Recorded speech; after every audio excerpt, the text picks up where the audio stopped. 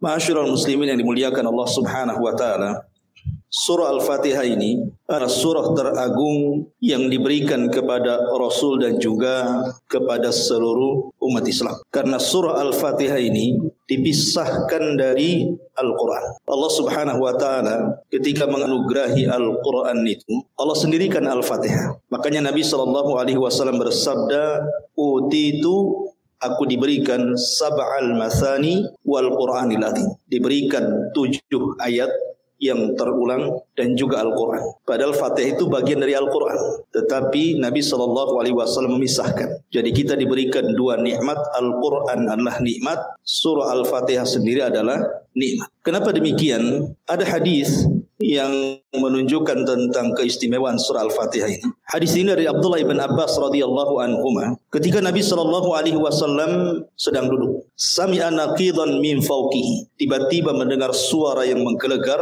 di atas kepalanya. Tentu dari langit maksud. Maka Nabi sallallahu alaihi wasallam langsung mengangkat kepalanya ke langit. Maka Jibril alaihi salatu wassalam kemudian mengatakan kepada Nabi sallallahu alaihi wasallam, itu adalah suara pintu langit yang terbuka. Pintu itu tidak pernah terbuka kecuali hari ini. Kemudian turunlah malaikat, dan malaikat ini tidak pernah turun ke bumi kecuali hari ini. Kemudian kata Jibril, malaikat mengucapkan salam dan mengatakan kepada dirimu, wahai Muhammad, abshir binuraini utitahuma lam yu'tahuma nabiyyun qabla. Bergembiralah wahai Muhammad, karena engkau diberikan 2 cahaya yang tidak pernah diberikan para nabi sebelummu. Kemudian Jibril mengatakan Fatihatul Kitab wa khawatim surat Al-Baqarah. Pertama surah Al-Fatihah, dan yang kedua akhir daripada surah Al-Baqarah. Dalam riwayat Nabi SAW mengatakan bahwa surat ini tidak pernah diturunkan dalam Taurat, tidak pernah diturunkan dalam Injil, bahkan tidak ada yang semisal dalam Al-Quran. Apa itu? Suratul Fatihah. Dari 2 riwayat ini mengetahui bahwa surah Al-Fatihah ini surah teragung, karena tidak ada dalam Taurat, tidak ada dalam Injil, tidak ada dalam Al-Quran. Bahkan yang menurunkan surat ini malaikat yang belum pernah turun ke bumi. Makanya kenapa surah Al-Fatihah ini agung sekali, karena tidak terdapat dalam kitab-kitab langit. Ma'asyiral muslimin yang dimuliakan Allah Subhanahu wa taala, surah Al-Fatihah itu ada kalimat dalam ayatnya, iyyaka na'budu wa iyyaka nasta'in. Lihat domirnya di sini, kata gantinya. Allah Subhanahu wa taala tidak menyebutkan kata ganti dengan domir mutakallim. Artinya bukan kalimatnya iyyaka a'bud wa iyyaka asta'in, bukan, tetapi menggunakan nun. Nun itu artinya kami, jamak. Seolah-olah surat ini bukan hanya dihafal orang-orang tua saja, tapi semua manusia akan menghafal surat ini. Mau anak-anak, mau orang dewasa, mau orang tua, mau perempuan, mau laki-laki, semua membaca surah Al-Fatihah. Itu di antara sirul Fatihah, rahasia surah Al-Fatihah. Ma'asyiral muslimin yang dimuliakan Allah Azza wa Jalla. Bahkan di antara nama surah Al-Fatihah itu adalah Asy-Syifa, surat penyembuh. Ada sebuah riwayat dari Abi Sa'id Al-Khudri radhiyallahu anhu. Jadi suatu ketika Abu Sa'id Al-Khudri ini dan juga rombongannya pulang dari peperangan. Kemudian kehabisan bekal. Tidak ada makanan, tidak ada minuman, tidak ada apapun yang bisa mereka makan dan minum. Akhirnya kemudian mereka ingin bertamu ke salah satu dari daerah ataupun desa tertentu supaya orang-orang kampung itu menjamunya. Tapi qadarullah, orang-orang kampung itu semua bakhil. Tidak ada yang mau untuk menjamu rombongan para sahabat ini. Akhirnya kemudian para sahabat ini pun keluar dari kampung itu dan hendak mencari kampung lain. Qadarullah, rupanya ketua kampungnya tersengat kalajengking. Ketika tersengat kalajengking karena orang kampung itu tidak ada yang sanggup mengobati, dan dilihatnya para sahabat yang kampung itu nampaknya ada di antara mereka yang mampu mengobati, makanya orang kampung mengejar sahabat ini. Kemudian mengatakan, sudikah kalian mengobati ketua kami? Karena sahabat sudah sakit hati itu, masuk kampung minta dijamu, nggak ada yang ngasih. Sekarang pimpinannya terkena sengatan kalajengking, tiba-tiba minta diobati. Akhirnya para sahabat mengatakan, mungkin bahasa kita enak saja kan itu ya. Saya minta makan tadi kasih, sekali kalian sakit minta diobati, itu bahasanya. Akhirnya kemudian para sahabat mengatakan, ya, kami siap mengobati pimpinan kalian dengan syarat kalian harus memberikan imbalan kambing sekian dan sekian. Akhirnya kemudian salah seorang sahabat membacakan surah Al-Fatihah, kemudian diusap kepada bekas sengatan kalajengking itu. Tiba-tiba sembuh. Sesuai perjanjian kalau sembuh ngasih kambing kan itu. Akhirnya kemudian dikasih kambing, kemudian mereka pun sebagiannya dimakan dan sebagiannya dibawa pulang. Ketika kemudian sampai di hadapan Nabi SAW, para sahabat ini bercerita. Maka apa kata Nabi SAW? Dari mana kalian tahu bahwa surat itu adalah suratul ruqyah, surat yang bisa meruqyah. Kemudian Nabi SAW, kalau begitu maka berikan bagian kambing kalian untukku juga. Rasul minta bagian dari sini. Maka dari kisah ini, surat Al-Fatihah itu disebut dengan suratul syifa, surat untuk menyembuhkan. Al-Imam Ibnul Qayyim rahimahullahu ta'ala itu mengarang satu kitab, judulnya Madarijus Salikin fi iyyaka na'budu wa iyyaka nasta'in. Itu beliau memberikan faedah banyak tentang surah Al-Fatihah. Lah kata Imam Ibnul Qayyim rahimahullahu ta'ala, dia mengatakan kullu da'in lahu dawa, setiap penyakit itu pasti ada obatnya. Kemudian dia mengatakan wa ana ahsantul mudawamata bil Fatihati, dan aku menganggap baik dengan terus membaca Al-Fatihah apabila aku sakit. Jadi kata Ibnul Qayyim rahimahullahu ta'ala, setiap aku sakit, ku bacakan surah Al-Fatihah dengan niat kesembuhan. Dan setiap aku membaca surat itu, maka Allah sembuhkan penyakitku. Ini kisah Ibnul Qayyim rahimahullahu ta'ala yang mempraktekkan surat itu. Dan dia mengarang satu kitab namanya Madarijus Salikin fi iyyaka na'budu wa iyyaka nasta'in. Luar biasa. Intinya bahwa surah Al-Fatihah itu salah satu rahasianya adalah israrnya dalam sebuah pengobatan. Saya akan rangkum beberapa rangkuman tentang rahasia di balik makna surah Al-Fatihah. Kenapa surah Al-Fatihah itu disebut Ummul Kitab? Itu artinya induk dari semua kitab. Karena kata Imam Ibnul Qayyim rahimahullahu ta'ala, sesungguhnya Allah subhanahu wa ta'ala ketika menurunkan kitab-kitab dari langit itu, jumlahnya berapa? 104 kitab. Walaupun yang kita kenal hanya Taurat, Injil, Zabur, Al-Quran. Sama dengan para Rasul kan. Rasul yang diutus itu 102, Nabi yang diutus 124.000. Dalam riwayat 120.000. Adapun jumlah Rasul 315. Tapi yang kita kenalkan cuman 25 Nabi.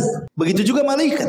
Malaikat paling yang kenal Jibril, Mikail, Israfil kan, terbatas saja yang kita kenal nama-namanya. Tapi malaikat itu jumlahnya banyak. Makanya Allah mengatakan di dalam Al-Quranul Karim, wa ma ya'lamu junuda rabbika illahu, tidak ada yang tahu jumlah berapa malaikat kecuali Allah. Jadi Al-Quran ataupun kitab-kitab langit ketika diturunkan itu jumlahnya 104 kitab.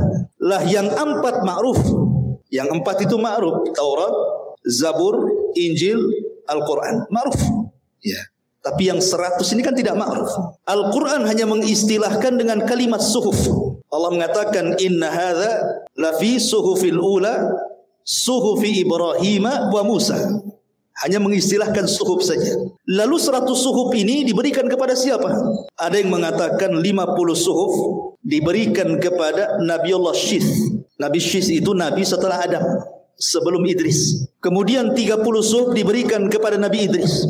Kemudian 10 suhuf diberikan kepada Nabi Ibrahim.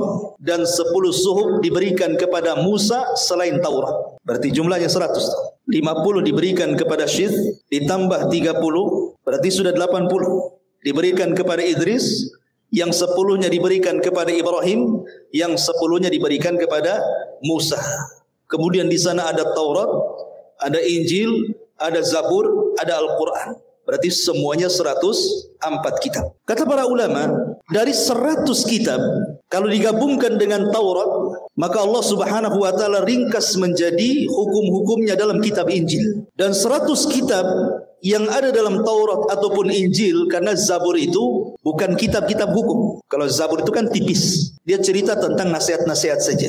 Lain dengan Injil dan Taurat gitu ya. Memang lengkap seperti Al-Quran. Lah dari 100 kitab, 100 suhuf, kemudian ditambah dengan Taurat, kemudian dengan Zabur dan Injil, itu Allah subhanahu wa ta'ala ringkas di dalam Al-Quran. Lah Al-Quran sendiri Allah ringkas dalam satu surat yang disebut dengan Suratul Fatihah. Dan surat Al-Fatihah sendiri diringkas lagi dalam satu ayat, Iyyaka na'bud wa iyyaka nasta'in. Makanya kalimat iyyaka na'budu wa iyyaka nasta'in mencakup seluruh kitab-kitab langit. Karena tujuan diturunkan Alkitab untuk apa? Wa ma khalaqtul jinna wal insa illa liya'budun. Kan tujuannya untuk ibadah. Maka ada pada kalimat iyyaka na'bud wa iyyaka nasta'in.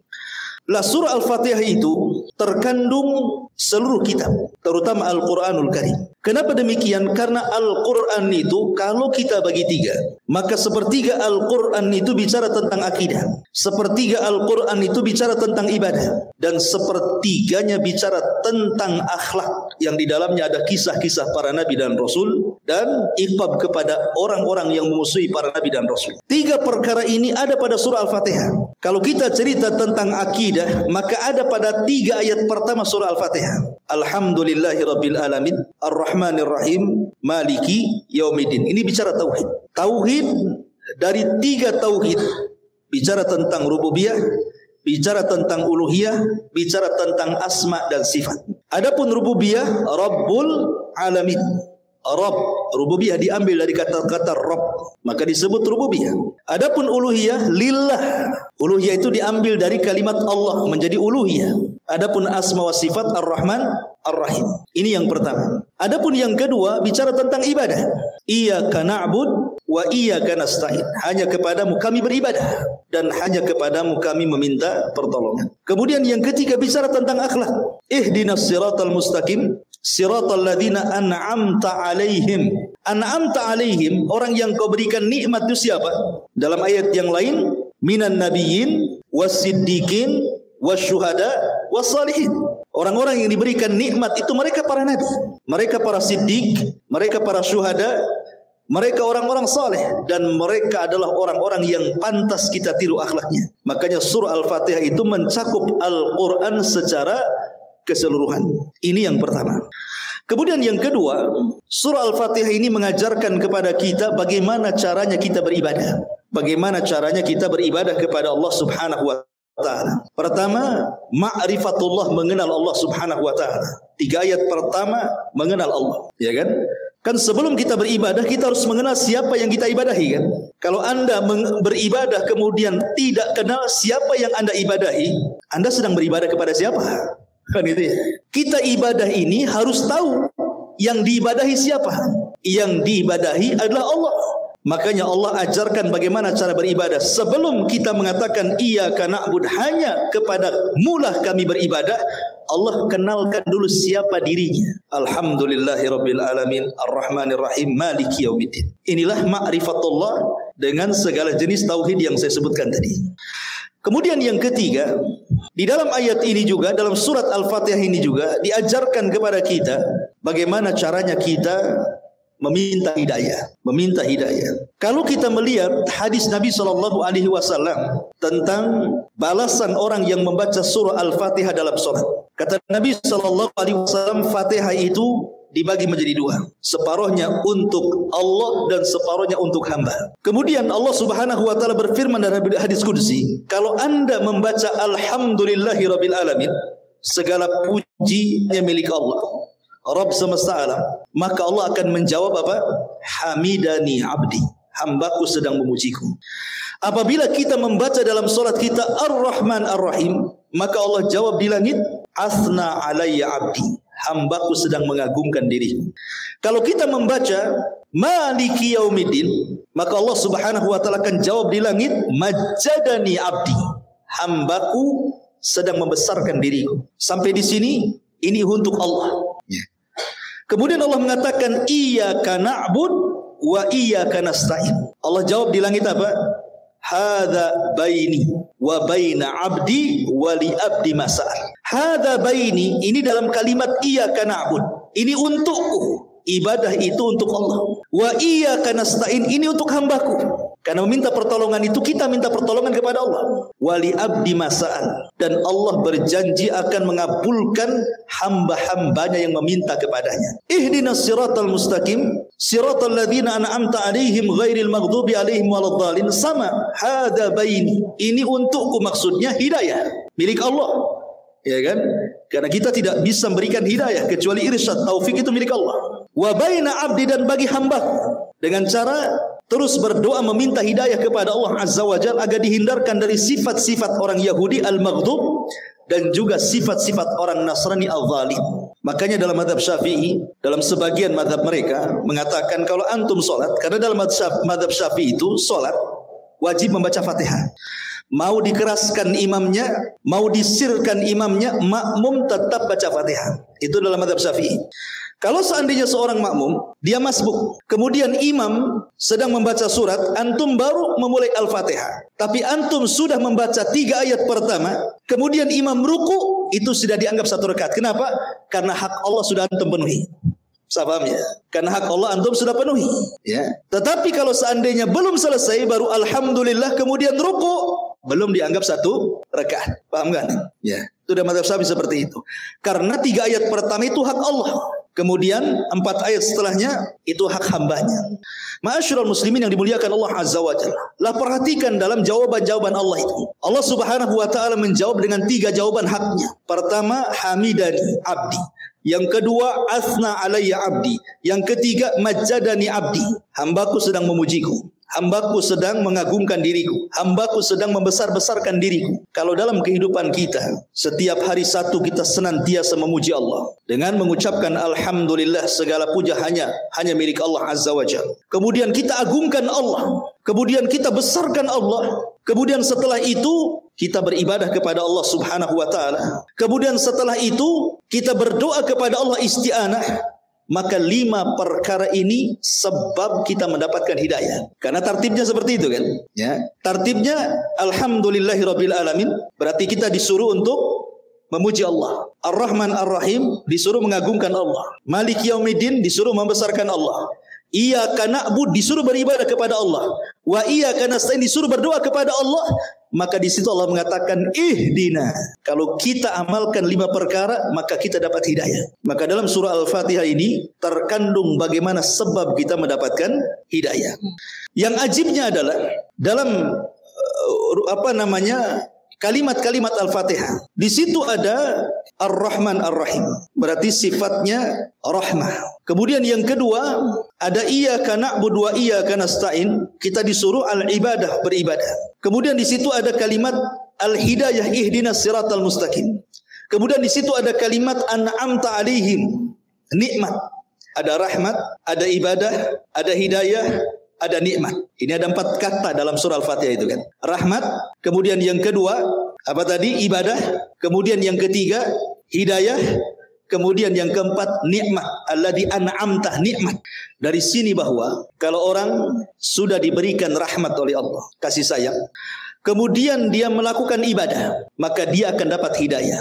Setelah dapat hidayah, dipastikan diberikan nikmat. Itu maksudnya. Ya. Kalau kita sudah mendapatkan rahmat dari Allah, dituntun untuk menghambakan diri kepada Allah, kemudian kita ibadah. Kemudian saat ibadah kita terus meminta hidayah kepada Allah Subhanahu wa taala, dan Allah pun beri, maka ujungnya antum akan diberikan nikmat. Nikmat dunia dan nikmat akhirat. Itulah lafaz-lafaz dalam surah Al-Fatihah. Ma'asyiral muslimin yang dimuliakan Allah Subhanahu wa taala. Bahkan rukun Islam pun terkandung dalam surah Al-Fatihah. Rukun Islam itu ada berapa? Ada 5. Syahadat, salat, zakat, puasa, haji. Dari mana kita tahu rukun Islam ini ada dalam surah Al-Fatihah? Pertama syahadat. Syahadat itu adalah tauhid. Dan tauhid terkandung pada 3 ayat pertama surah Al-Fatihah. Adapun sisanya salat, zakat, puasa dan haji itu ibadah. Terkandung padanya dalam kalimat iyyaka na'bud. Hanya kepadamu ya Rabb kami beribadah. Berarti mencakup salat, mencakup puasa, mencakup zakat, mencakup haji. Jadi rukun Islam ada pada surah Al-Fatihah juga. Ma'asyiral muslimin yang dimuliakan Allah Azza wa Jalla. Bahkan lebih daripada itu, dalam surah Al-Fatihah ini terkandung ususul ibadah, pondasi-pondasi ibadah. Ibadah itu ada 2 perkara yang antum harus ketahui. Pertama, syurutul ibadah, syarat sah diterimanya ibadah. Yang kedua, arkanul ibadah, rukun-rukun ibadah. Dua-duanya ada dalam surah Al-Fatihah. Kalau bicara tentang syarat ibadah itu ada 2. Pertama, ikhlas. Ibadah itu harus ikhlas. Mana ayatnya? Alhamdulillah. Kita harus memuji karena Allah, menunjukkan ikhlas, tauhid uluhiyah di sini. Kemudian yang kedua ittiba, ihdinas siratal mustaqim siratal ladzina an'amta. Kita meminta petunjuk agar kita diberikan jalan kepada orang yang Kau berikan nikmat. Maka yang pertama orang diberikan nikmat adalah para nabi. Dan nabi yang diutus kepada kita siapa? Rasulullah. Kita harus mencontoh Nabi SAW. Maka di sini ada syurut ibadah. Kemudian yang kedua arkanul ibadah, rukun ibadah. Rukun ibadah ada 3. Tidak bisa antum tinggalkan satu daripada 3 rukun ibadah ini. Ibadah tidak akan berpahala. Pertama, al-mahabbah, kecintaan kita kepada Allah. Yang kedua, al-khawfu, perasaan takut kita kepada Allah. Yang ketiga, ar-raja'u, perasaan harap kita kepada Allah Azza wa Jalla. Ini 3 perkara tidak boleh tidak harus dihadirkan dalam ibadah. Ketika kita beribadah, kita harus cinta, bukan terpaksa. Ketika beribadah, kita harus takut tidak diterima ibadahnya. Ketika kita beribadah, kita harus mengharap dengan ibadah ini Allah akan berikan balasan berupa sorga dan kenikmatannya. Ini 3 perkara tidak boleh tinggalkan dalam ibadah. Makanya disebut arkanul ibadah namanya, rukun-rukun ibadah. Dan itu ada pada surah Al-Fatihah. Pertama, al-mahabbah, perasaan cinta. Alhamdulillah, segala puja dan puji hanya milik Allah. Tidak mungkin kita memuja dan memuji Allah kecuali karena cinta. Makanya kalau orang cinta pasti memuji, kalau orang benci pasti mencela. Kan begitu ya? Kalau kita memuji orang, hilang keburukannya, yang ada kebaikannya. Kalau kita membenci, hilang kebaikannya, yang ada keburukannya. Maka kalimat alhamdulillah itu artinya penanaman cinta kepada kita, cinta kepada Allah Subhanahu wa taala. Kemudian yang kedua, raja, harapan, Ar-Rahman Ar-Rahim. Ini ada kandungan harapan. Kenapa? Karena Ar-Rahman Ar-Rahim itu sifatnya sama, rahmat, artinya kasih sayang Allah Subhanahu wa taala kepada kita. Di sini ada harapan, ada ketenangan bagi kita. Kita ini sedang bermuamalah dengan zat yang penuh dengan rahmat. Makanya segudang dosa yang kita lakukan, kalau kita menghadap Allah Subhanahu wa taala dan tidak membawa kesyirikan sedikit pun, tetap Allah terima taubatnya. Bahkan orang yang berbuat syirik sekalipun kalau bertobat, tetap diterima tobatnya. Ada harapan, harap kepada Allah Subhanahu wa taala. Kemudian yang ketiga, al-khauf, perasaan takut. Dari mana kita ambil? Maliki Yaumiddin, bahwa Allah itu raja di hari pembalasan. Kita harus takut. Makanya kata Umar bin Khattab radhiyallahu an, ketika memberikan catatan kepada kalimat Maliki Yaumiddin, beliau mengatakan, kalau seandainya orang paham bahwa di sana ada Yaumuddin, Yaumuddin itu hari pembalasan, ma'akalal qawiyyu dhaif, tidak mungkin orang kuat memakan orang lemah. Tidak mungkin orang itu semena-mena gitu ya, menindas itu tidak mungkin. Kenapa? Karena ada balasan. Ya, di dunia dia bisa menekan orang, di akhirat dia ditekan Allah. Kan itu ya. Makanya kalau paham bahwa Yaumuddin apa din? Din itu bukan agama. Din itu artinya balasan. Semua orang akan dibalas karena kezalimannya. Makanya kalau orang paham perkataan Umar bin Khattab bahwa di sana ada hari pembalasan, tidak mungkin orang itu mencuri, tidak mungkin orang berdusta, tidak mungkin orang menipu, tidak mungkin orang zalim, tidak mungkin orang hasad, tidak mungkin orang menyakiti, tidak mungkin orang mencela, mencaci, memaki, menggibah dan yang lainnya. Kenapa? Di sana ada hari pembalasan gitu ya. Maka timbul perasaan al-khaufu, takut. Berarti dalam surah Al-Fatihah juga di situ ada ususul ibadah, namanya pondasi-pondasi ibadah, baik syaratnya ataupun rukunnya. Jadi luar biasa surah Al-Fatihah itu ya. Ma'asyiral muslimin yang dimuliakan Allah Subhanahu wa taala. Kemudian juga kalau kita melihat petikan-petikan dalam surah Al-Fatihah, Allah Subhanahu wa taala ketika menyebut kalimat alhamdulillahi rabbil alamin, pujian hanya milik Allah Subhanahu wa taala. Sering saya jelaskan kepada antum, kalimat alhamdu itu, alhamdulillah, itu bukan kalimat biasa, tapi kalimat yang luar biasa. Karena kalimat alhamdulillah ini yang mengucapkan bukan hanya sekedar manusia. Semua makhluk yang Allah ciptakan, mereka bertasbih dengan menyebutkan alhamdulillah. Ini kalau seandainya botol ini dia sedang bertasbih kepada Allah Azza wa Jal, kemudian kita mampu mendengar ucapan tasbihnya, pasti botol itu akan mengucapkan alhamdulillah. Tiang, kipas, apalagi di sini meja yang antum pakai itu, mereka semua bertasbih. Karena Allah yang mengatakan wa im min kulli syai'in illa yusabbihuna bihamdi walakin la tafqahuna tasbihahu. Kan itu ya. Segala sesuatu yang Allah ciptakan itu semua bertasbih. Cuman kalian tidak paham tasbihnya. Dengan apa mereka bertasbih? Bihamdi. Kalimat hamdi artinya kalimat alhamdulillah.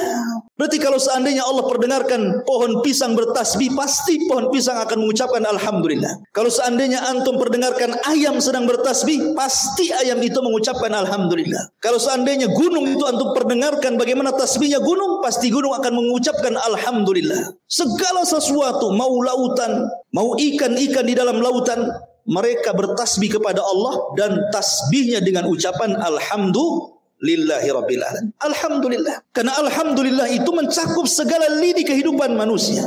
Bukan hanya diucapkan orang senang saja, orang susah pun mengucapkan alhamdulillah. Enggak percaya antum? Datang ke orang sakit. Di mana kondisinya? Alhamdulillah. Sakit saya tidak terlalu parah. Tuh sebelah sana itu sudah meninggal kemarin. Alhamdulillah juga dia. Padahal dia stroke. Ya. Apalagi orang sehat, kaifa haluk, alhamdulillah bi khair. Begitu ya. Antum datang ke orang fakir, orang miskin, kaifa haluk, bagaimana kondisimu? Kata orang fakir, alhamdulillah masih bisa makan. Gitu ya. Orang sebelah nasinya nasi kering katanya. Apalagi orang kaya, makin keras alhamdulillahnya. Kaifa haluk, alhamdulillah, tambah lagi oplet saya katanya. Semua orang mengatakan alhamdulillah. Mau orang sakit ya alhamdulillah, orang sehat alhamdulillah, orang miskin alhamdulillah, orang kaya alhamdulillah. Semua orang mengucapkan alhamdulillah. Bahkan para malaikat disebutkan di dalam Al-Qur'anul Karim. Lihat bagaimana para malaikat, seluruh malaikat, seperti Allah mengatakan dalam surah Ghafir ayat 7. Alladzina yahminuna al-arsya wa man hawlahu yusabbihuna bihamdi rabbihim. Dan para malaikat-malaikat pemikul arasy dan seluruh malaikat di sekitarnya, mereka bertasbih dengan menyebut alhamdulillah. Semua malaikat. Dan itu juga hal yang semana. Antum bisa buka dalam surah Zumar ayat 75 dan dalam surah Al-Baqarah ayat 30. Ketika malaikat mendengar Allah akan menciptakan makhluk berupa manusia Adam, apa kata malaikat? Ataj'alu fiha man yufsidu fiha wa yasfikud dima wa nahnu nusabbihu bihamdik. Dan kami bertasbih kepadamu dengan cara apa? Bihamdik. Artinya mengucapkan alhamdulillah. Semua malaikat apabila bertasbih kepada Allah, pasti ucapan mereka alhamdulillah. Segala puja dan puja hanya milik Allah. Karena Allah itu paling suka dipuji. Tabiat manusia juga sama kan? Antum kalau dipuji senang kan? Oh, tampan padahal tidak. Oh, cakep padahal tidak gitu. Oh, cerdas padahal bodoh gitu. Tapi kalau dipuji kan senang kan? Kalau makhluk saja suka dipuji, makanya kenapa banyak ibadah yang ditolak? Karena riya. Walillahi matsalul a'la. Tentu Allah lebih berhak untuk itu. Makanya kenapa Allah memuji dirinya tanpa harus mengatakan kul, tidak seperti kul a'udzu birabbin nas. Kul huwallahu ahad. Kul enggak. Tapi Allah mengatakan alhamdulillah. Allah tidak katakan kul ya Muhammad alhamdulillah. Ya. Kenapa? Karena tidak perlu Allah mengatakan katakan ya Muhammad alhamdulillah. Karena Allah sendiri sudah memuji dirinya. Tidak perlu lagi kul katakan. Karena Allah itu suka dipuji. Ma'asyiral muslimin yang dimuliakan Allah Azza wa Jalla. Lihat para nabi. Nabi Nuh alaihi salatu wassalam.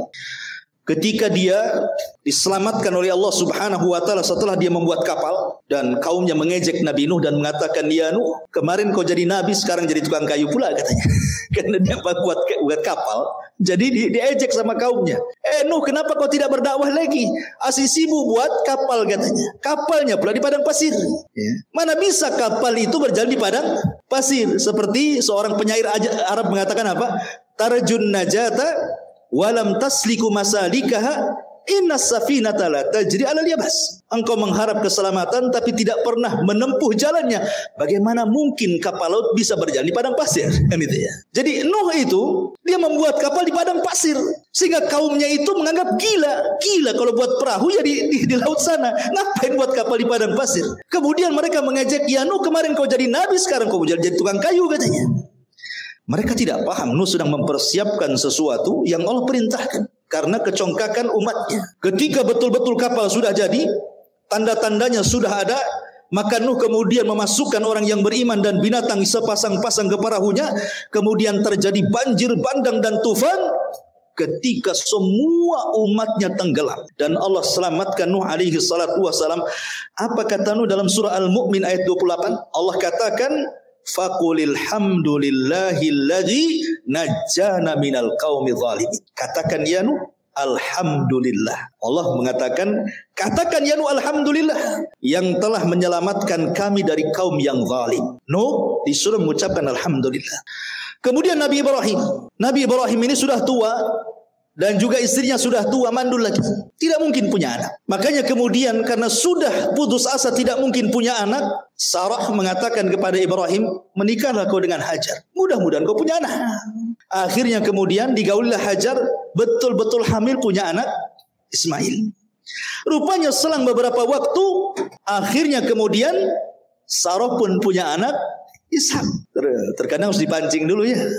Jadi antum yang menikah lama tidak punya anak, coba poligami. Kayak Ibrahim. Lihat bagaimana Allah Subhanahu wa taala firmankan dalam surah Ibrahim ayat 39. Alhamdulillah alladzi wahabali 'alal kibari Ismail wa Ishaq inna rabbi lasami'ud du'a. Apa kata Ibrahim?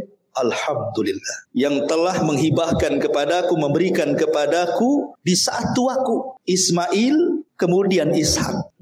Ibrahim mengucapkan alhamdulillah. Kan itu ya. Kemudian juga kita lihat Nabi Daud dan juga Sulaiman. Nabi Daud itu dan Nabi Sulaiman ini kehususan nabi-nabi Bani Israel. Bani Israel itu terdiri daripada 12 putra Yakub dari 4 wanita. 12 inilah yang disebut dengan bapak-bapak Bani Israel. Karena Israel sendiri adalah nama lain daripada Yakub. Yakub itu nama lainnya Israel. Punya anak 12. Dari 12 ini punya anak. Maka kumpulan anak-anaknya itu disebut Bani Israel. Tetapi dari putra-putra Yakub hanya ada 2. Satu turunannya jadi nabi, satu turunannya jadi raja semua. Pertama dari Lawi atau Lawa, semua jadi nabi. Ribuan para nabi terlahir dari Lawa ibn Yakub. Tetapi yang turunannya jadi raja dari Yahuda, yang turunannya disebut Yahudi. Itu semua jadi raja sampai ke anak cicitnya.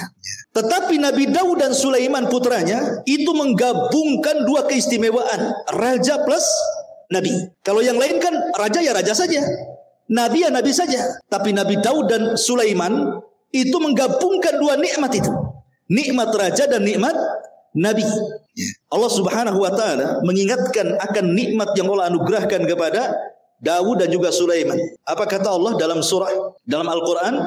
Wa laqad ataina Dawuda wa Sulaimana ilma wa qala alhamdulillahilladzi faddalana ala katsirin min ibadihil mu'minin. Dan sungguh kami telah berikan kepada Daud dan Sulaiman pengetahuan luas soal dunia dan akhirat. Dunia jadi raja, akhirat jadi nabi kan itu. Kemudian keduanya mengatakan alhamdulillah. Segala puja dan puji itu hanya milik Allah yang telah mengutamakan kami atas kebanyakan hamba-hamba Allah yang beriman. Nabi Sulaiman dan Daud mengucapkan alhamdulillah kan itu.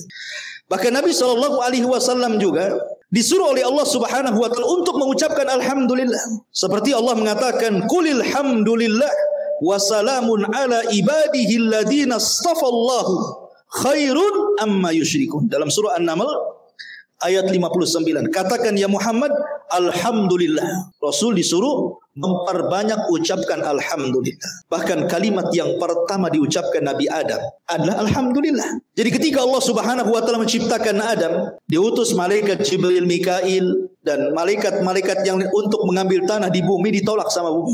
Enggak boleh. Ketika diutus malakul maut, bumi tidak bisa apa-apa. Sehingga malakul mautlah yang mengambil tanah-tanah dengan berbagai macam sifat dan warnanya dari bumi diangkat ke langit. Itulah bahan baku Adam. Karena bahan baku Adam itu dari sifat-sifat bumi, ada yang keras, ada yang lembut, ada yang becek gitu ya mungkin bahasa kita. Ada yang tanah hitam, ada yang tanah putih, ada yang merah, dan macam-macam warna tanah. Makanya sifat manusia sama dengan sifat tanah. Makanya tanah ada orang yang keras, oh mungkin dari tanah keras gitu. Ada yang lembut, mungkin dari yang becek-becek gitu, lempung-lempung gitu. Ada yang hitam, oh mungkin dari tanah hitam. Ada yang putih mungkin dari tanah putih. Ada yang kehitaman, keputihan atau belang mungkin campuran. Gitu.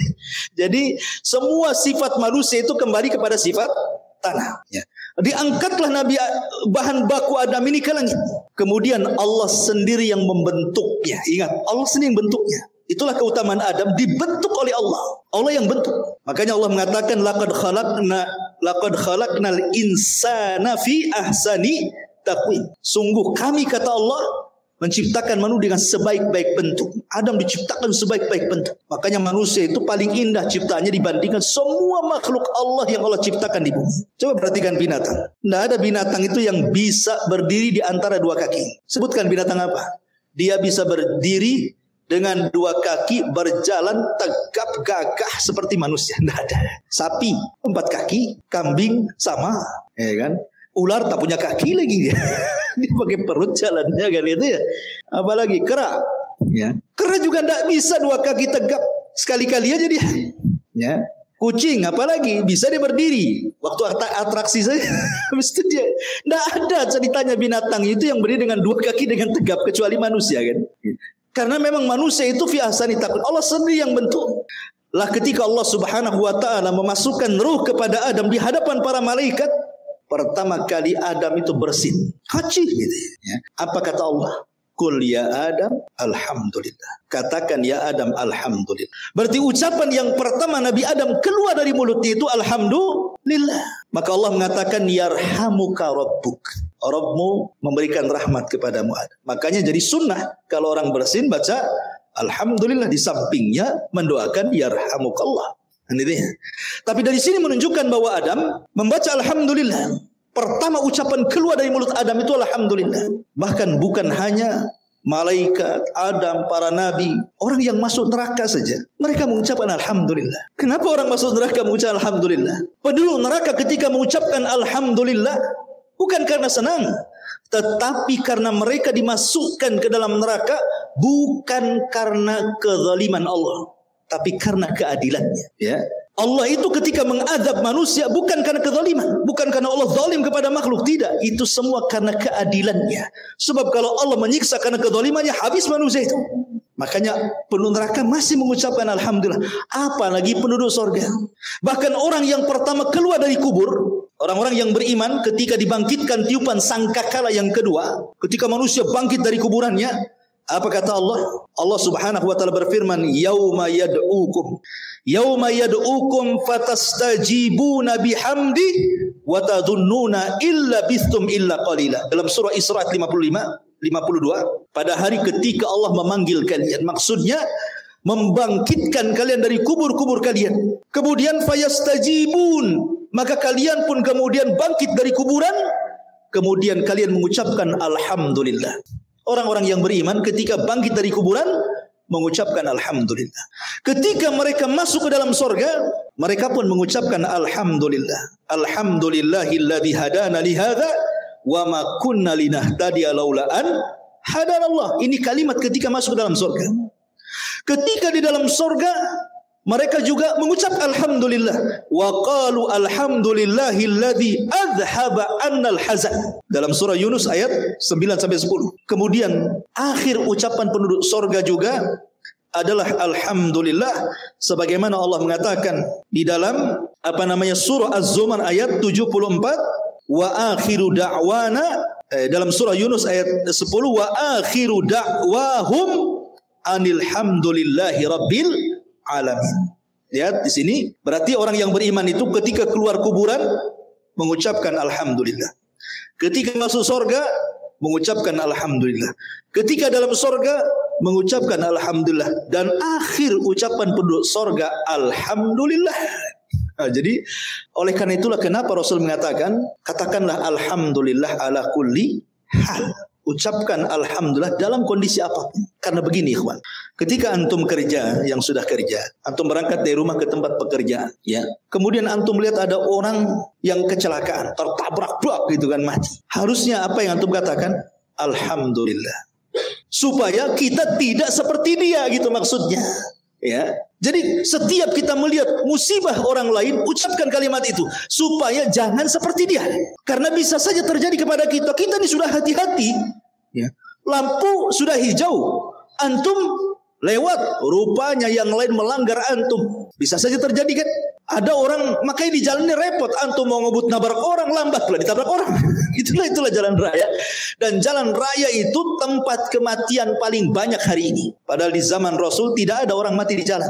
Makanya sering saya katakan di zaman Rasul tidak ada orang mati di jalan, karena nggak ada unta nabrak keledai gitu. Zaman sekarang truk nabrak tronton gitu ya. Beca ditabrak sama mobil, macam-macam. Makanya kalau melihat musibah, ucapkan alhamdulillah supaya tidak terkena musibah. Antum masuk nih pulang dari ngaji, masuk ke rumah, istri sehat, anak-anak sehat, tidak terjadi kebakaran di rumah, tidak jadi apapun di rumah, tidak kemalingan, ucapkan alhamdulillah. Supaya apa? Supaya selamat terus rumah itu. Itu maksudnya. Itu bentuk syukur. Bukan Allah mengatakan kan, la in syakartum la azidannakum. Kalau engkau banyak bersyukur, ku tambah. Jadi kalau kita masuk rumah melihat kondisi semua baik, alhamdulillah, insya Allah Allah tambah. Kalau sekarang istri antum satu, Allah tambah, alhamdulillah. Kata akhwat, inna lillah wa inna ilaihi rajiun.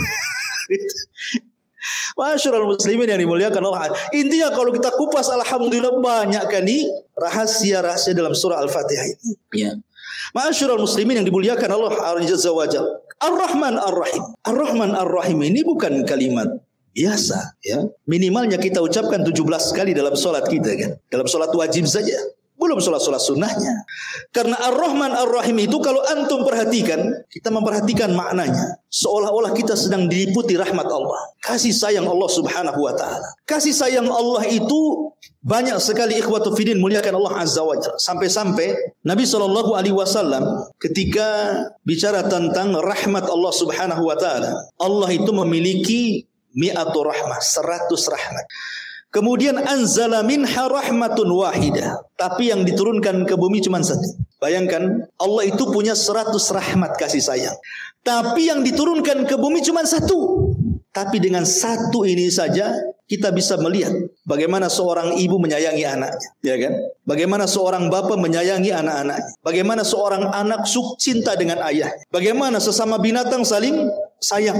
Kita lihat satu saja kita melihat luar biasa. Ya, rahmat bagi manusia itu. Bagaimana orang masuk surga? Yang rahmat Allah itu 99 kan di sana. Yang satu saja kita bisa melihat bagaimana kasih sayang manusia dengan manusia yang lain itu luar biasa. Seperti ada di zaman sahabat itu yang menggendong ibunya haji dari awal manasik sampai selesai karena cintanya dengan ibunya. Uwais ibn Qaran, Uwais al-Qarani itu seorang kibarut tabi'in. Hidup di zaman Nabi. Sebenarnya dia bisa jadi sahabat. Tinggal datang dari Yaman ke Madinah berjumpa dengan Nabi. Jadi sahabat dia kan. Karena syarat jadi sahabat itu harus melihat Nabi. Beriman kepada Nabi dan mati di atas agama Nabi. Itu sahabat namanya. Tapi Uwais al-Qarani bela-bela dia birrul walidain. Sayangnya dengan ibunya sampai mengalahkan semuanya. Ya. Begitulah rahmat ditanamkan oleh Allah Azza wa Jalla. Pada satu rahmat itu yang diturunkan, tetapi untuk satu dunia. Mencakup ke binatangnya, mencakup ke manusianya, dan begitu seterusnya. Bagaimana di sorga yang 99 rahmat itu? Di dunia saja kita sudah tenang. Apalagi orang tua punya 5 anak, semua anaknya berbakti, tenang rasanya gitu ya. Itu rahmat Allah itu. Gimana di sorga yang 99 itu kan? Ya. Jadi kalimat Ar-Rahman Ar-Rahim ini bicara tentang rahmat. Bicara tentang rahmat. Kasih sayang Allah Subhanahu wa ta'ala kepada kita. Sehingga kalau kita yakin Allah itu sayang dengan kita, ikhwatu fiddin, maka tidak ada orang yang putus asa di dunia ini. Enggak ada. Kebanyakan orang yang putus asa itu karena tidak paham kalimat Ar-Rahman Ar-Rahim ini. Apalagi seperti tadi yang saya jelaskan, Maliki Yaumiddin, ditanamkan sifat takut gitu ya. Kalau orang paham dengan kalimat Maliki Yaumiddin, maka dia akan bisa menanamkan tingkatan Islam tertinggi dalam Islam. Apa? Muraqabah. Jibril bertanya kepada Rasul, apa itu Islam? Apa itu iman? Apa itu ihsan? Kan itu ya. Berarti tingkatan Islam itu ada 3. Dimulai dari Islam, kemudian iman, kemudian ihsan. Berarti paling tinggi itu ihsan. Dalam Islam itu paling tinggi ihsan.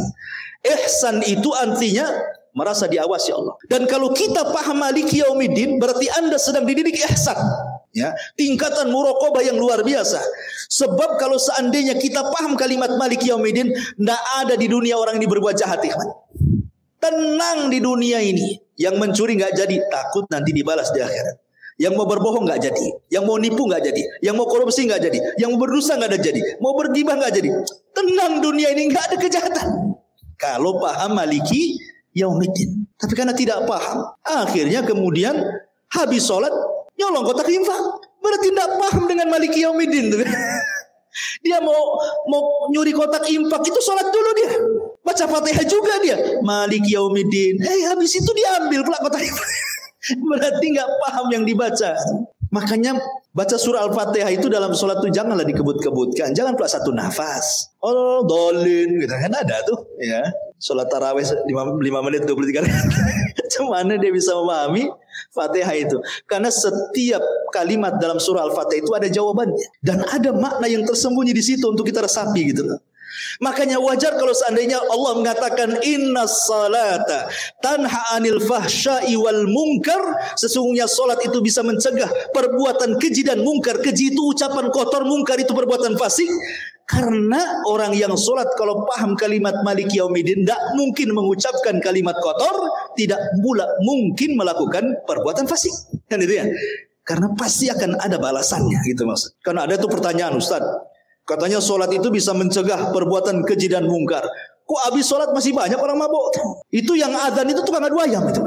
Karena tidak paham kalimat per kalimat dalam surah Al-Fatihah itu. Kalau dia meresapi Maliki Yaumiddin saja, sudah istirahatlah bumi dari penjahat. Itu satu ayat dalam surah Al-Fatihah. Bisa istirahat bumi dari kejahatan.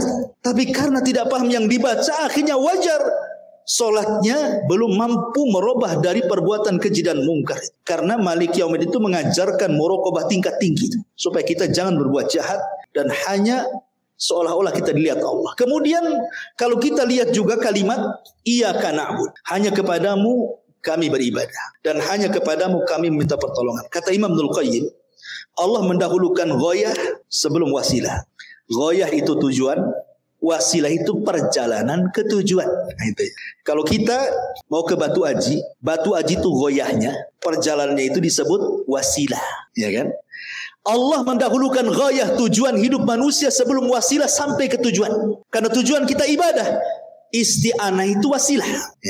Berarti kita diajarkan dalam kalimat iyyaka na'budu wa iyyaka nasta'in itu penghambaan diri. Apa sih itu ibadah? Ibadah itu kata lain daripada al-khudu wa tadzallul. Itu ibadah. Khudu itu artinya merendahkan, tadzallul itu menghinakan. Kita merendahkan diri di hadapan Allah dan menghinakan diri di hadapan Allah. Makanya kenapa Allah itu paling suka kepada orang yang sujud.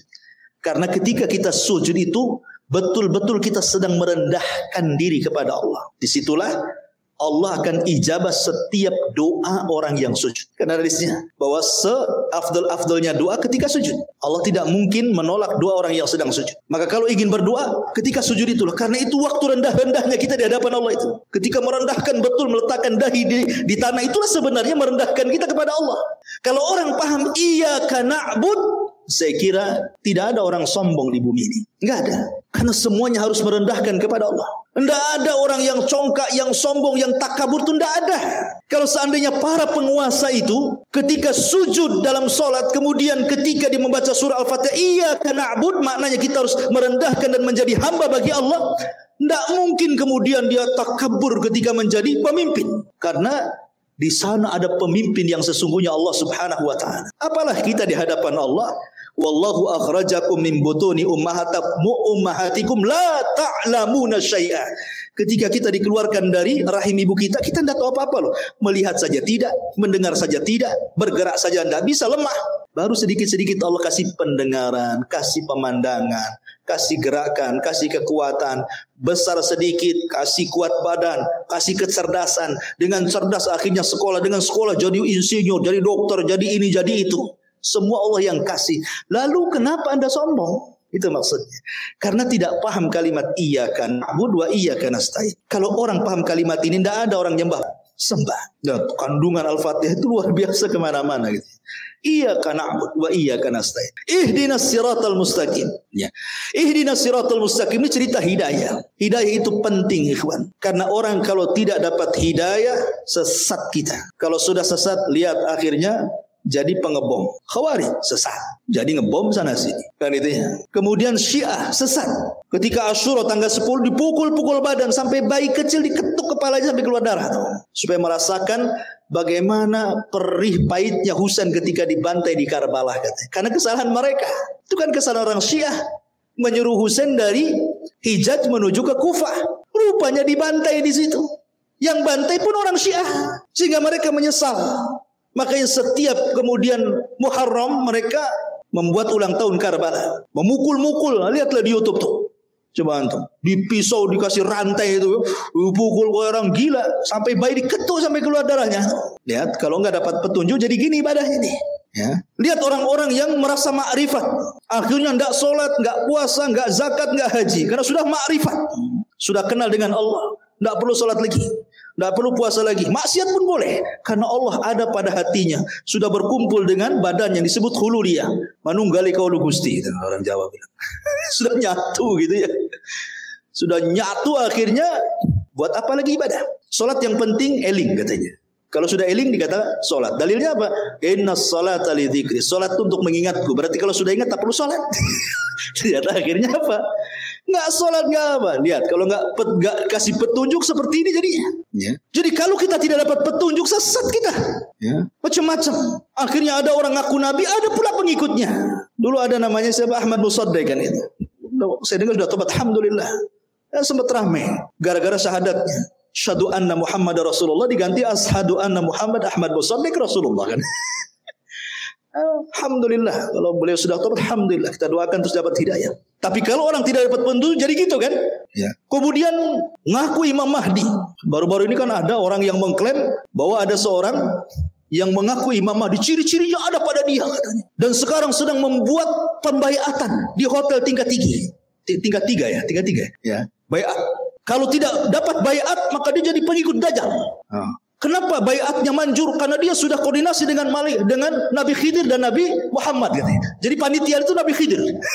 Coba antum loh kalau nggak dapat hidayah jadi gini, halu, menghayal, ya kan? Menghayal jadi kemana-mana jadinya. Itu bahaya kalau nggak dapat hidayah itu. Makanya setiap sholat kita minta kepada Allah, ihdinas siratal mustaqim, ihdinas siratal mustaqim. Supaya kita dapat hidayah. Kalau nggak dapat hidayah jadi kayak gini nih. Ajaran yang nggak jelas jadinya. Maka ihdinas siratal mustaqim ini penting husul antum ketika, karena yang menyelamatkan kita di dunia dan akhirat itulah hidayah. Itu yang kita cari dari awal lahir sampai kita mati, hidayah. Apalagi yang kita cari kalau bukan hidayah? Makanya kenapa hidayah itu selalu didahulukan dalam doa Nabi, Allahumma inna nas'alukal huda wat tuqa wal afafa wal ghina. Ya Allah, aku minta kepadamu hidayah. Hidayah dulu Rasul meminta, baru takwa. Karena tidak mungkin dapat hidayah kemudian dia takwa. Harus dapat hidayah dulu baru dia takwa. Allahumma nas'alukal huda wat tuqa, baru al afaf, kehormatan, menjaga kehormatan, baru kekayaan terakhir. Minta kekayaan itu terakhir. Setelah kita meminta kepada Allah hidayah, kemudian meminta kepada Allah takwa, kemudian meminta kepada Allah al-afaf, kehormatan dijaga, baru minta harta. Kita manda, tiga-tiganya tidak ada. Yang ada harta aja diminta. Ya Allah kapan kaya, ya Allah kapan maju. Ini saya mau buat ini, mudah-mudahan rezekinya dirasakan. Tidak ada itu. Semua mintanya aneh-aneh aja. Jadi ihdinas siratal mustaqim itu luar biasa. Siratal ladzina an'amta 'alaihim ghairil maghdhub. Maghdhub ini majhul. Maghdhub maf'ul, fa'ilnya disembunyikan, ya. Ketika Allah Subhanahu wa taala menyebutkan orang-orang yang diberikan nikmat, Allah tampilkan pelakunya, an'amta. Tak di situ pelaku. Orang yang engkau ya Allah beri nikmat. Jadi ketika Allah menyebutnya orang-orang yang diberikan nikmat, dimunculkan pelakunya. Siapa mereka? Para nabi, para siddiqin, para syuhada, orang-orang saleh. Tapi ketika Allah menyebut orang Yahudi dan Nasrani, Allah tidak sebutkan pelakunya. Al-maghdhub, yang dimurkai. Kenapa Allah tidak katakan orang-orang yang engkau murkai ya Allah, ditampakkan pelakunya? Tidak, menggunakan majhul. Karena hinanya mereka di mata Allah. Karena orang-orang Yahudi itu maghdhub, memang betul-betul dimurkai. Kenapa mereka dimurkai? Karena orang Yahudi itu diberikan kecerdasan yang tidak diberikan kepada umat yang lain. Tetapi mereka disesatkan sesat-sesatnya karena mereka sesat. Mereka tidak mau mengamalkan ilmunya walaupun banyak ilmu. Terbalik pula dengan Nasrani, dhalun wala dhalin. Dhal itu artinya sesat karena tak punya ilmu, rajin pula ibadah. Ya, kalau Yahudi banyak ilmu, tidak mau ibadah. Islam itu agama wasitiyah. Harus tengah-tengah, berilmu juga, beramal juga. Makanya Allah mengatakan wala asri innal insana lafi khusrin illa alladziina amanu. Maksudnya orang-orang yang berilmu wa amilus solihat, orang-orang yang beramal soleh dengan ilmunya. Baru setelah itu berdakwah wa tawassaw bil haq. Baru setelah itu sabar ketika mencari ilmu, sabar ketika mengamalkan ilmu, sabar ketika mendakwahkan ilmu. Inilah di antara rahasia daripada surah Al-Fatihah. InsyaAllah kita mulai nanti dari surah Al-Baqarah, baru kita akan jelaskan tafsir ayat per ayat, kalimat per kalimat. Karena surah Al-Fatihah ini kalau kita bahas juga, itu satu ayat satu pertemuan kan. Jadi adalah kita global saja surah Al-Fatihah. InsyaAllah nanti ketika surah Al-Baqarah baru kita masuk tafsirnya.